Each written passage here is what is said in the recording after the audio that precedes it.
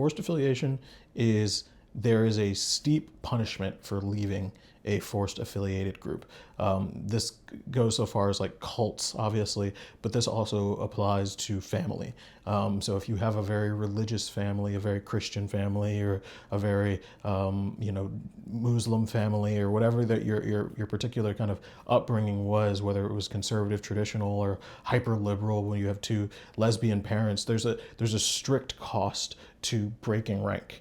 And that strict cost of breaking rank is a forced affiliation in my mind, because it doesn't necessarily jive with what you want. And, there's a whole kind of litany of stories here. But I think a forced affiliation thing that I think is interesting to talk about here is the Deng Xiaopeng going to Japan in the 1970s and basically admitting to Japan that China needs help. China is a backwards country. China had gotten caught up in the forced affiliation that was the rule of Mao Zedong, and because of that, they needed to catch up really quickly with the four modernizations to get up to what the rest of the world was doing.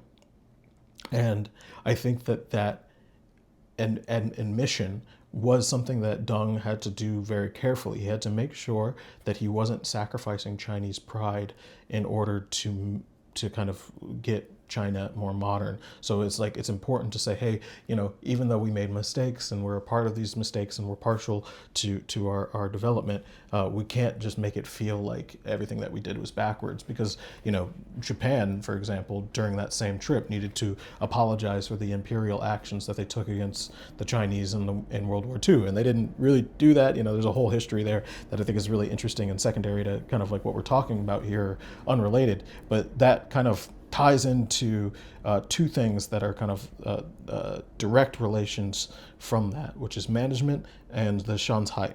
So management is this idea that it was kind of again a cultural way for Deng Xiaoping to kind of introduce Western industrial concepts and send students abroad with the end goal of making China a rich country, with the end goal of making China a modern country that could compete on the industrial level. So